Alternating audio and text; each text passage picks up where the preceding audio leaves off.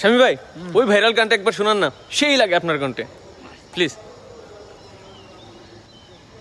কাছের মানুষ দূরে থুইয়া আরে মরি আমি ধর পরাইয়া রে, কাছের মানুষ দূরে থুইয়া আরে মরি আমি ধর পরাইয়া রে,